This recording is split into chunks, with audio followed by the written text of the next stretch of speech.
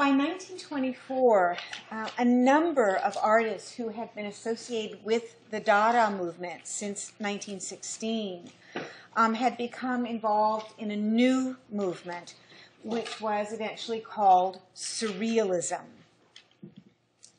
In many ways, Surrealism was an outgrowth of Dada, and in particular, the desire to experiment, to push away the past.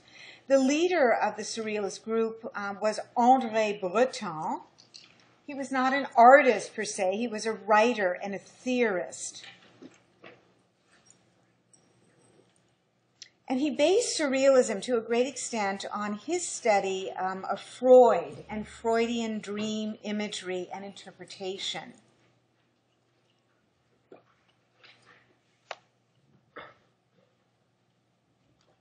The Surrealists always stress that the truth doesn't come from what consciously is occurring, but that the truth comes from the unconscious, and that most specifically from dreams. And dreams were ultimately the most valid subject matter for art.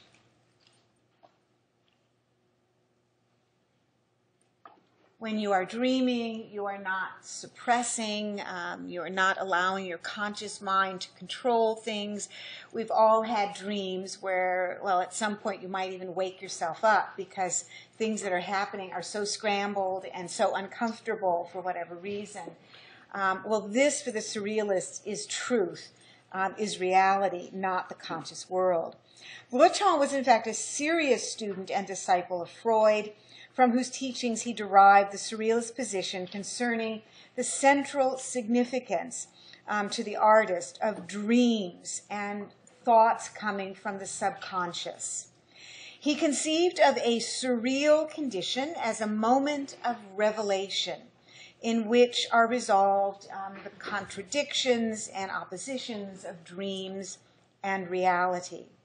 Surrealism was based on the belief in the superior reality of certain forms of association, and most importantly, the omnipotence of dreams and what comes out of the subconscious mind through dreams.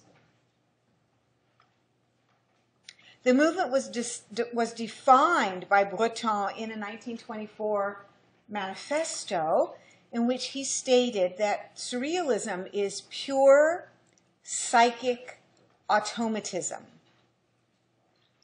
Pure psychic automatism. What does that mean? Well, for Breton and others, it meant action in the absence of conscious reasoning. And that the artist, whether a writer or visual artist, is going to represent action in the absence of conscious reasoning. So you can see, in a sense, the way Surrealism seems somehow tied in to the thinking of Dadaist thinkers. The first group exhibition of Surrealist artists took place in Paris in 1925. And it included a number of artists who had been associated with the Dada movement. Hans Arp, whom we looked at last time. It also included the Italian Giorgio de Chirico, C-H-I-R-I-C-O. Again, C-H-I-R-I-C-O. Max Ernst, capital E-R-N-S-T. Max Ernst, E-R-N-S-T. We're going to be looking at the works of some of these artists. Man Ray, whom we were introduced to as an American Dadaist on Monday. As well as, interestingly enough, Pablo Picasso. So again, this is by 1925. The surrealist whom most most students tend to know about is Salvador Dali. He did not become a member of the surrealist group until 1929 when he moved to Paris. So the common factor in the work of the surrealists was a commitment to subject matter, which was visionary, which was a metaphor, which was beyond, again, conscious reasoning. And there was some very strong abstraction in the works of some artists. After all, we're talking about a movement that's developing in the 1920s. We've already seen the degrees of abstraction that other artists have taken art to. But there were other surrealists who produced strong, what might be called realistic-looking work. And by that I mean it looks realistic. It might look academically realistic. In fact, that's where Dali fits in stylistically. You look at his paintings and things look, you can identify them, but they're so strange in juxtaposition that they seem to make no sense. So two schools of painting style emerged, one based on academic illusionism and another that moved toward abstraction. Automatism was part of that, and that came out of Dada, and the abstraction that was quite pervasive in the art world by the 1920s. Henri Breton always promoted realism, academic realism. So in other words, he wanted the subject matter to be based in the subconscious, to be a metaphor, to be perhaps very strange, but he wanted you to be able to read the work in terms of relating individual elements to the real world. But again, there were at least two schools in terms of stylistic movement within surrealism.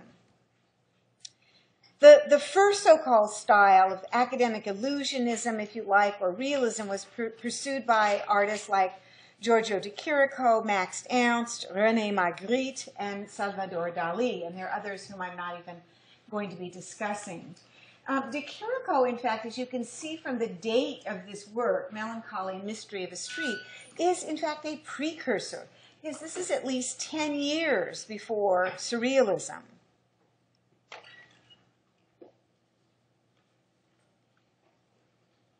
His art derives in part from a knowledge of 19th century symbolism, romanticism, and would ultimately be a source of influence for the surrealist artists.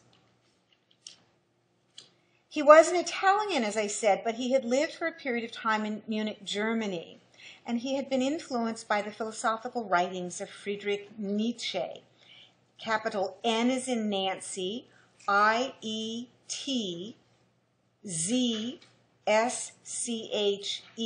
Once again, capital N-I-E-T-Z-S-C-H-E.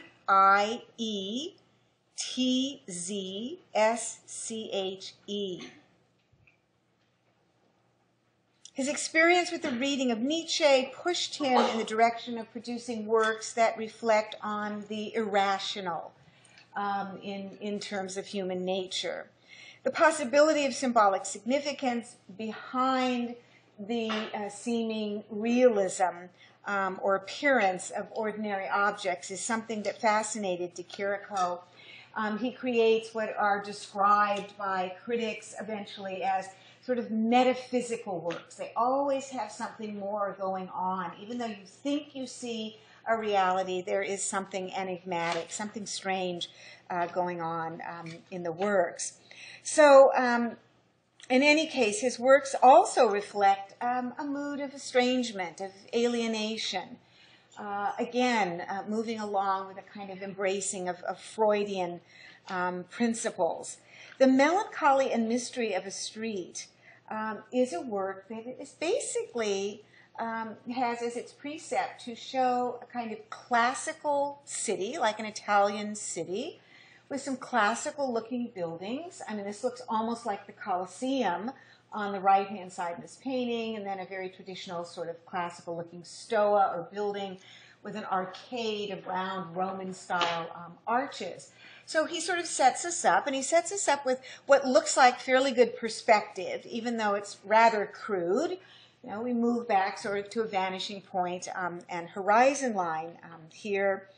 But the fact is, this sort of window on reality device that he is using to, I don't know if it's to fool us into thinking we're looking at a Renaissance window on reality, doesn't really work because of all of the other things that are going on, including the way he uses color, particularly yellow and white, and very flat areas of color, to cause those areas of the painting to move forward, to be strongly two-dimensional rather than three-dimensional.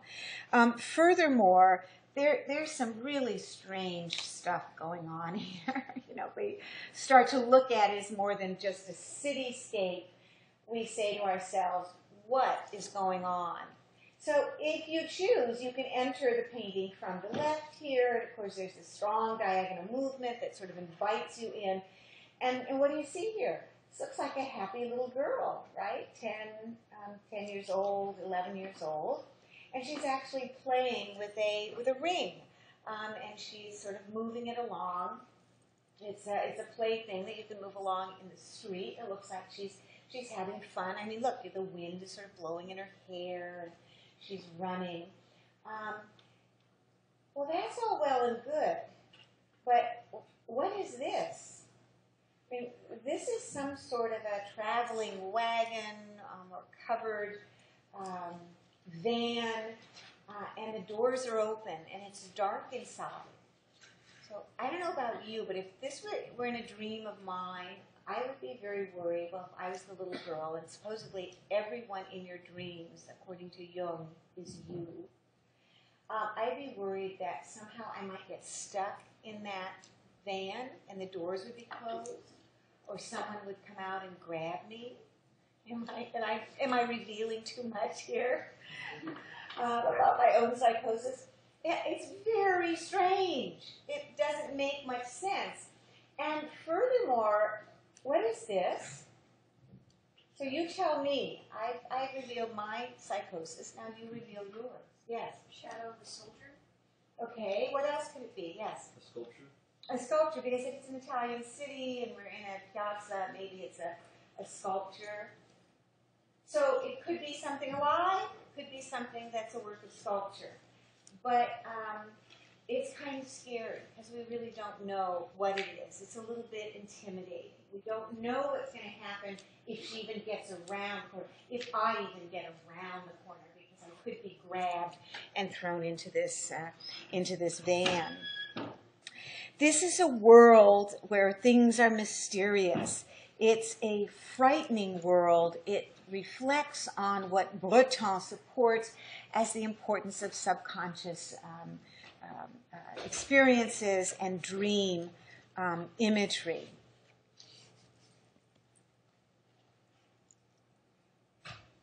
Max Ernst started out as a Dadaist in Cologne, Germany. He was influenced by de Chirico as well as by 15th and 16th century Netherlandish paintings such as Hieronymus Bosch and Matthias Grunewald. And those are both very, in many ways, disturbing, strange works and or painters that we're talking about here. His emphasis is on fantasy, on horror, and this is one of his most famous works associated with the Surrealist movement. Even the title. I was told by a professor at UCLA once that Giorgio de Chirico used to get his friends to help him make up the titles of his works so that they would seem more bizarre. So perhaps you can't always go by a title. Perhaps the artist is using it just, as a kind of throwaway at this point, particularly in terms of Dada and Surrealism. So we really wonder, what is this title? The Elephant of the Celebes. So elephant, all right. We know what an elephant is. It's a large animal with a long trunk. And so we seem to be able to recognize that. Now, this painting was painted prior to Ernst living in Paris in 1922. And so, again, it's kind of an early surrealist work. The imagery is a combination of real and unreal elements. So, again, it tends to go toward that academic illusionism, and yet it sort of loses us in terms of trying to interpret what we see. There are references to different kinds of traditions that, in fact, Ernst may be trying to confuse us about. For instance, the shape of the elephant looks more like a big pot. And in fact, it has been identified as the shape of a particular kind of Sudanese corn container. So Sudan is Africa. So you can see we're starting to see some non-Western traditions, non-European traditions coming back into and influencing works such as this one. It's a space that's similar to De Chirico with kind of setting us up with a realistic perspective, because there's the ground line, looks like, you know, a plains or a grassy area, and then there are mountains in the distance, and then the sky is the dominant element. So we have a creature who seems to exist in a Renaissance space. And yet it's a creature that looks like, as I said, supposedly a Sudanese corn container, but more like a great big boiler with a hose coming out of the top of it, which looks like it could be lifted off. It has sort of a white, jagged collar at the end of this hose, and what looks like some kind of industrial part that he uses as the head of some kind of an animal, perhaps a cow or a bull, because there are some kind of horns here. I keep saying some kind because I'm trying to make some sense of it. So we see this object, and we see some other very strange, colorful objects, mechanical objects at the very top. And then on the right-hand side, it looks like coffee pots stacked one on top of the other. Now we know that Marcel Duchamp was interested in objects that were produced in a factory setting, so this is something else. The interest in robots was something which we've seen already at the beginning of the 20th century. So it is in some ways very difficult to know what is supposed to be represented here.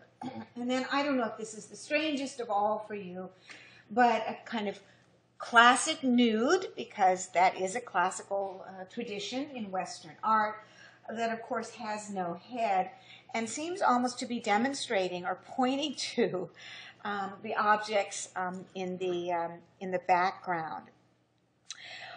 All of these different elements may or may not be related to incidents from Ernst's own childhood, from his own experiences in life, from dream imagery that comes out of those experiences. It's really very difficult to tell.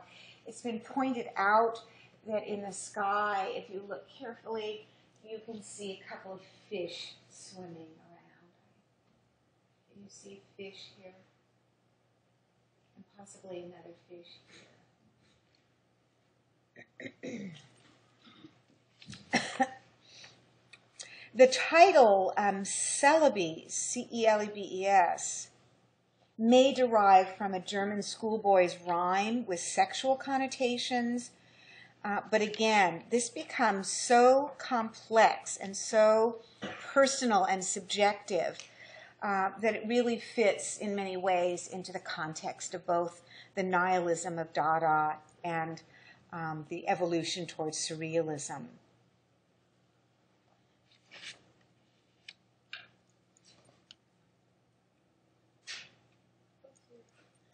The Belgian surrealist René Magritte was strongly influenced by De Chirico as well in the 1920s, although he eventually evolved a style that is somewhat different from De Chirico. It still has that kind of magical, mysterious, bizarre sense to it.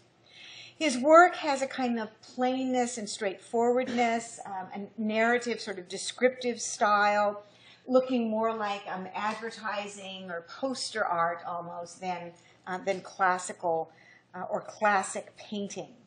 This is a very famous work by Magritte called The Menaced Assassin.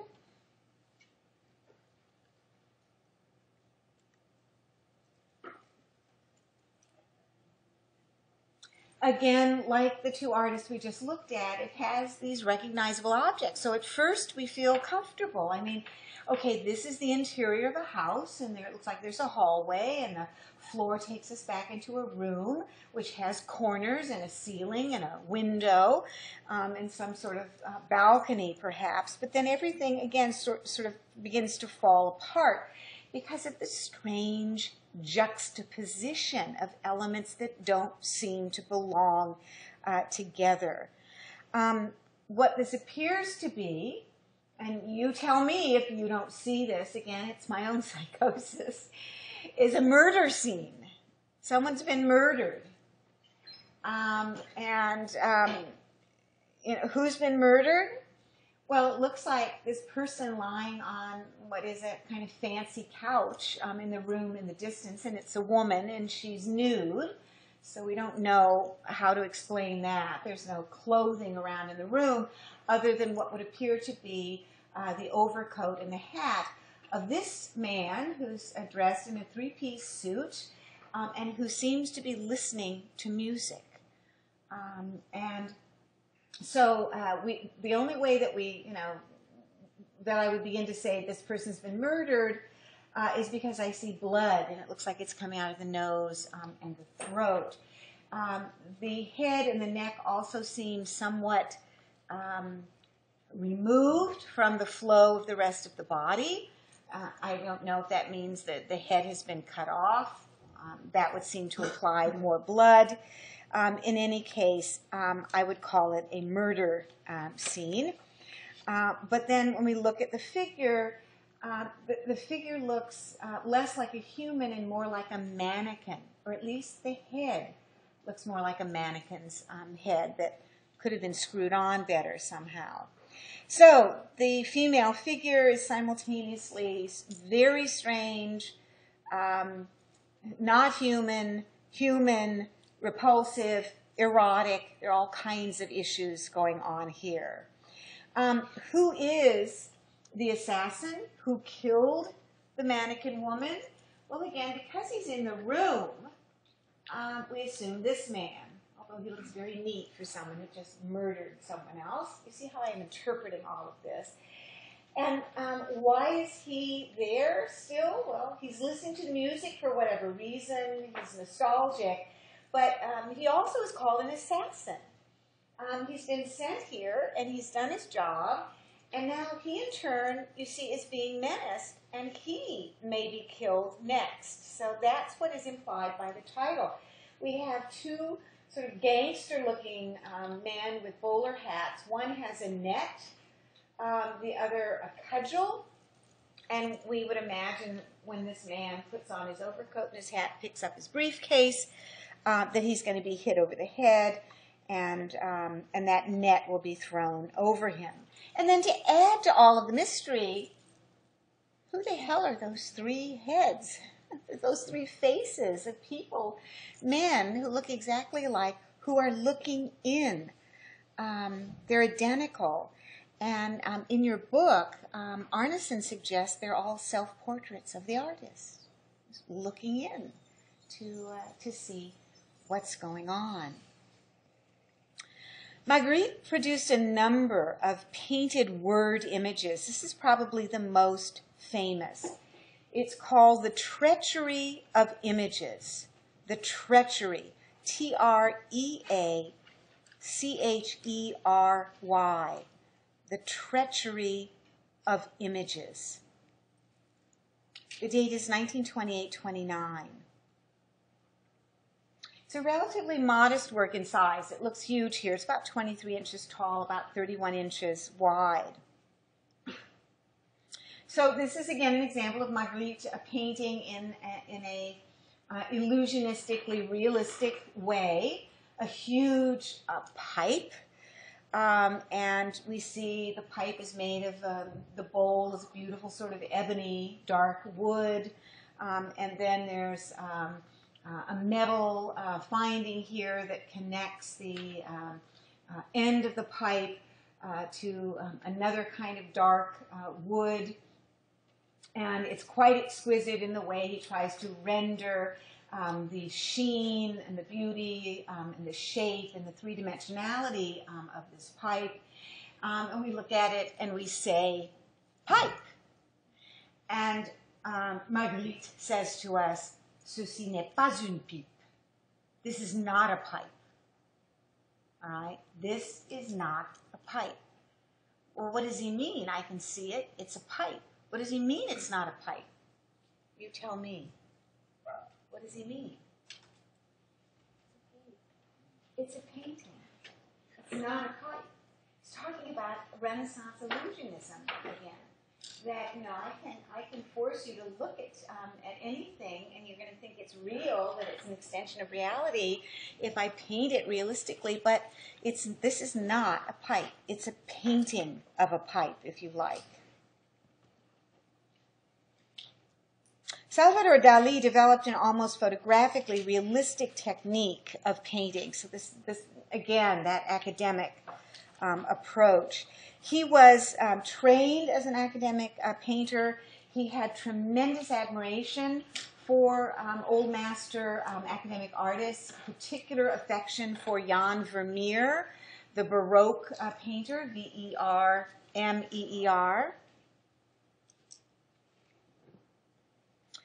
In his paintings, Dali projected his own inner longings, fears, and frustrations. So he was the perfect candidate to represent the Surrealist movement. His paintings, in essence, almost are documents of Freudian theories. He proclaimed at one point early on in his career that his primary images in painting, those things that he was interested in showing in his art, were blood, decay, and excrement. Dali wrote, "I believe the moment is at hand when by a paranoid and active advance of the mind, it will be possible to systematize confusion and thus to help discredit completely the world of reality." This painting is produced in his illusionistically precise technique. This is The Persistence of Memory. It's an amazingly tiny work. It's in the collection of the Museum of Modern Art in New York. 9.5 inches high, 13 inches wide. So you really have to get up very close to it, and then you appreciate the amount of detail in such a small painting. The space is already a surreal space, based in part in Dali's appreciation for the surreal kinds of spaces, both acknowledging Renaissance perspective and rejecting it of someone like Giorgio de Chirico, of creating a space that looks real, that causes our eye to move into the background, and then we get lost because we don't recognize the background or the geography as anything that we have specifically seen before. So it's a classic example of a surrealist work in terms of it being a dream-like world or a nightmare-like world. The dominant images here, because we have 4 of them, are watches, pocket watches.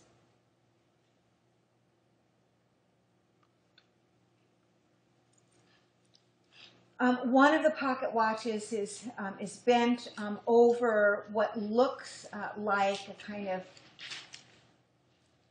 organic creature or a head or at least part of a human body. It's difficult to read, although I can point out to you that it's possible to think of this whole element here as a kind of head and neck. Here's an eye with eyelashes, the eye is closed, here's a nose, and look what looks like a tongue that's sticking out, and then this elongated area and a kind of chin and neck, but it defies being able to be specifically described.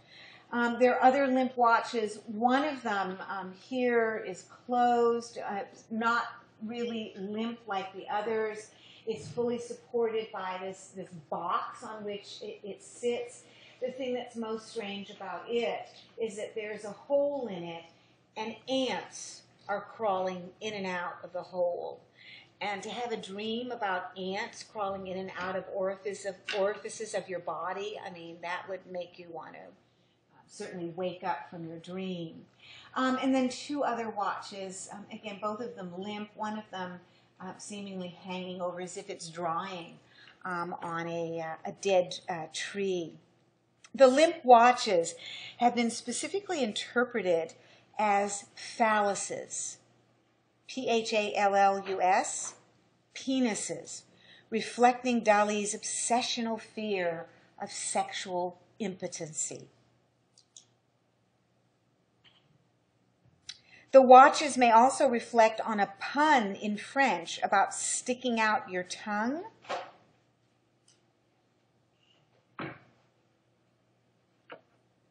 So that expression is la montre molle, L-A, and then a new word, M-O-N-T-R-E, and molle, M-O-L-L.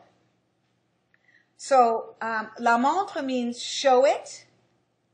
Molle is soft or flabby. But une montre is also a watch. So you can show it, la montre, but if you say une montre, that's a watch, a wristwatch or a pocket watch. And so while he's simultaneously talking about showing your tongue, show it soft, he's also talking about soft watches. And again, this is something that's a kind of inside joke, if you like, or a double entendre in terms of the meaning. In 1929, Dali collaborated with the Spanish director Luis Buñuel to produce what has become known as the classic surrealist film. It's called Un Chien Andalou. Remember, Dali was a Spaniard, and so Andalou is Andalusia. It's part of Spain. Un chien is a dog. So the title of the movie is The Andalusian Dog. Well, there is no dog in the entire movie, so again, it's meant to be somewhat bizarre and shocking. The film medium was a new medium. We're talking about 1928, 1929. Fertile ground for the surrealists, because you can imagine you could create constant transformations, multiple bizarre and shocking relationships. You could change one actor to another actor in the next frame, and then the viewer would be going, well, who is that? Did we see this person before? Why are they wearing that now? That isn't what they were wearing in the last frame. So what I want to do, how many of you have ever seen Un Chien Andalou? Okay, so it's about, I think it's less than 20 minutes in length. So I do want to show it to you, and then I want to continue talking a little bit more about surrealism.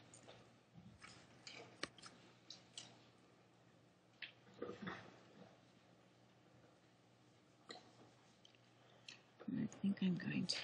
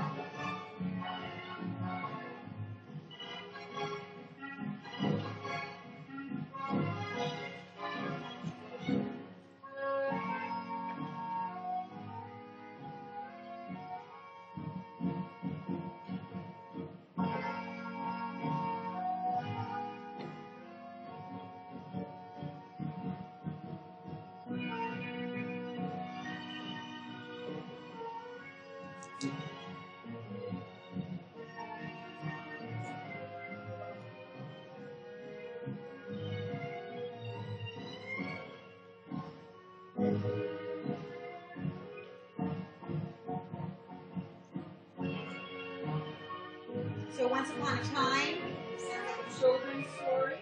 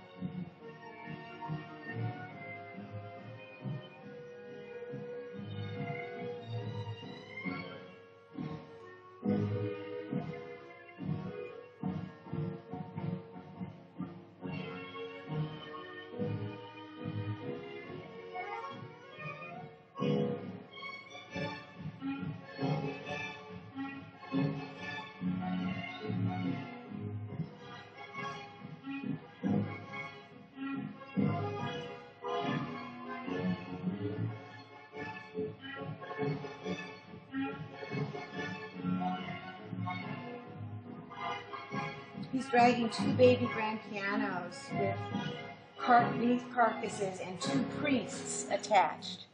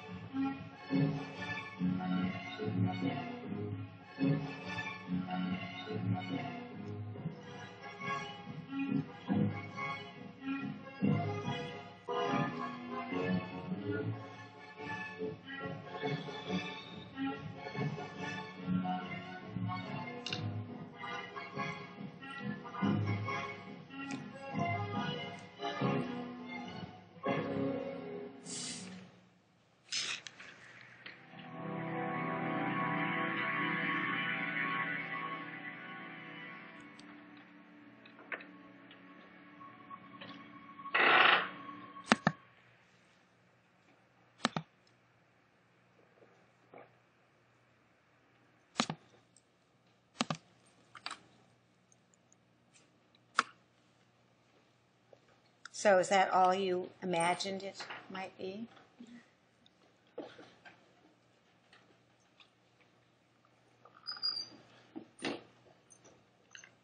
Not all copies are quite that washed out. I think it's also our digital projector.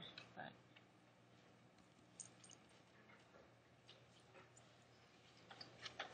I want to talk about two other artists associated with the Surrealist movement.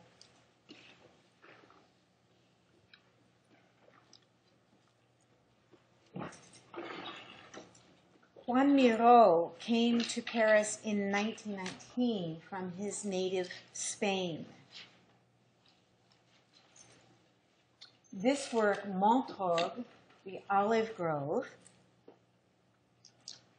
is the result of his having looked at what style, what movement in art. Fauvism? Sorry? Fauvism? Well, it is colorful, and he did love color, but structurally, what do you think? It's Cubism. Yeah, it's Cubism, definitely. But Miró felt that the reorganized reality of the Cubists, of Picasso and Braque, by 1919 had not gone far enough. It's rather like Piet Mondrian, who felt that the Cubists never understood the logical consequences of where they should have gone, which would have been non-objectivity. And as you know, classic Cubism is not non-objective art. It is grounded in nature and representation. Miró eventually said of the Cubists, "I will break their guitar." Do you remember how many paintings there are of still lifes, and Picasso was painting guitars? He began to create more improvisationally, primarily using biomorphic shapes in a shallow kind of Cubist space, but really moving away from that Cubist sort of angular vocabulary. This is an example of Miró's early Surrealist style. This is called Harlequin's Carnival. The date is 2425. So again, this is surrealism, but it's not based in academic illusionism. It's based on sort of biomorphism and fantasy. What do we have? We have a party of people who are having fun, supposedly at a carnival, given by a harlequin. A harlequin is a clown, and it's hard to see here exactly who the main protagonist or the harlequin might be. The party takes place in a kind of classic Renaissance room where we can read the floor and the ceiling, and there's even that window with angled lines leading outside. The creatures do not seem particularly human. They are sort of humanoid, including what would appear to be, and you have to try to pick him out here because he's made up of all sorts of strangely shaped objects, is a humanoid or man who appears to be smoking a pipe, who's wearing some strange kind of headpiece, whose body comes down. There appear to be arms, and then the rest of the body is, by the way, very guitar-shaped. And he seems to be staring directly out at us. Half of his face is blue, half of it is red, and he seems to have a mustache as well. And so is he the major protagonist here? He's holding something in one of his arm hands, there's another arm or hand here, and he seems to be playing with something that's jumping out of sort of a jack-in-the-box toy, and it looks like a big fly of some sort. There are all kinds of biomorphic creatures who seem to be having fun in this very unusual atmosphere, this very unusual room. There's even a table here. The presumption would be this might be where we have food, although it's very difficult to tell. There is a fish here, but who knows? It could be alive. Particularly charming are two cats who are playing with some string, partially under the table. You can see how Miro let his imagination, his surrealist imagination, work to create such a work. This is an interesting work because it's fantasy, it's strange, but Miro always has a sense of humor. It's as though he's not trying to intimidate us or scare us, which we do feel, I think you felt, with Magritte and even with Dali. But this is not something you see in the works of Juan Miro. He said of his painting method, rather than setting out to paint something, I begin painting.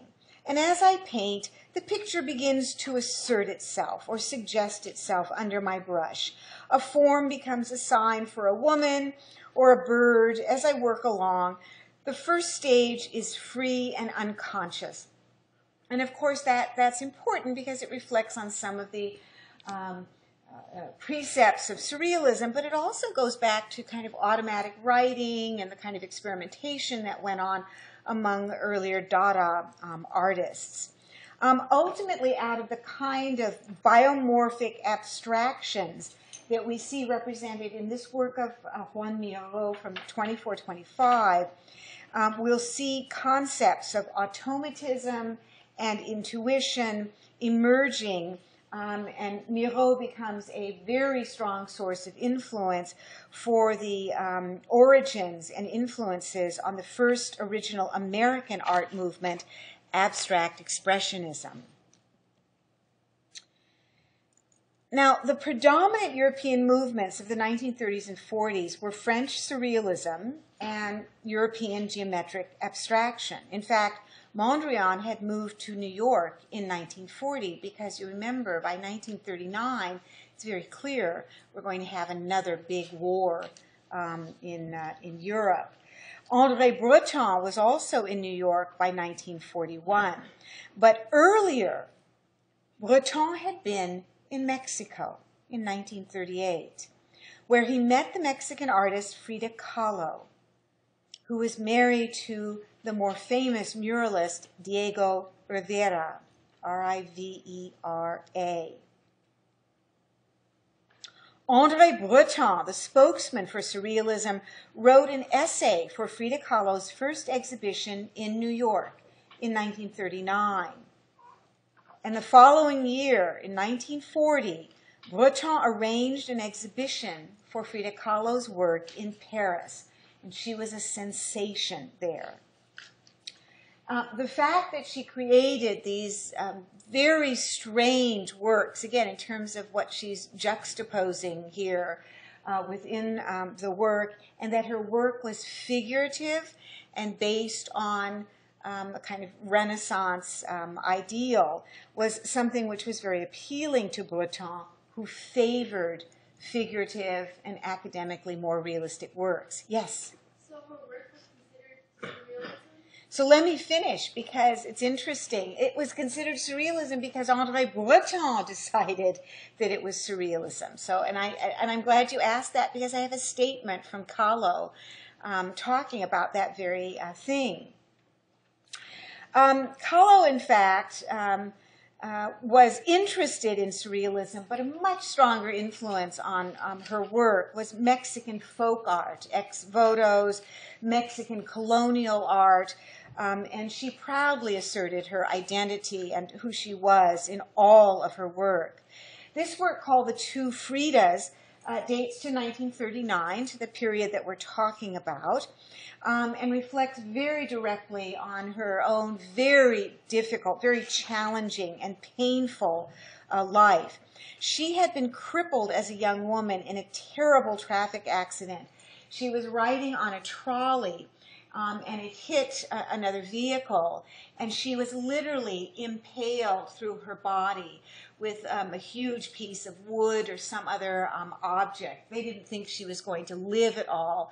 They didn't think she'd ever walk again because of the impact and damage to her back. She spent most of her adult life in horrendous pain. She had some 35 operations to try to alleviate the damage that had been done to her body. She literally should not have lived, but she had such a will and such strength.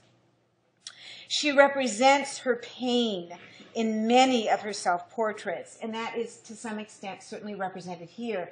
This is not a happy Frida that we see in either one of these representations. In fact, she's shown in a landscape, a room, I would say more of a landscape, because it's a very agitated, very dark, very stormy sky. And she shows us two sides of her personality. They're connected symbolically by holding hands, trying to support each other, but also notice they're connected by an artery that comes out of the neck that's directly connected to her heart. In one representation, she is the bride, but you can see the blood that is spilled onto her beautiful white gown. And in the other, she is Frida, the peasant girl, the Mexican girl who is proud of her heritage. All of the references here are, of course, to all of the pain and the operations and the surgeries, but she was someone who suffered throughout her life, to the end of her life, because she could never have children.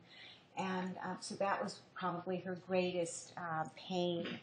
Her connection with surrealism saw the production, perhaps, if one wishes to see them that way, of these very revealing psychological portraits. Breton called her a surrealist. He called her a surrealist when she showed in Paris. She said, "I never painted dreams. I painted my own reality." Okay,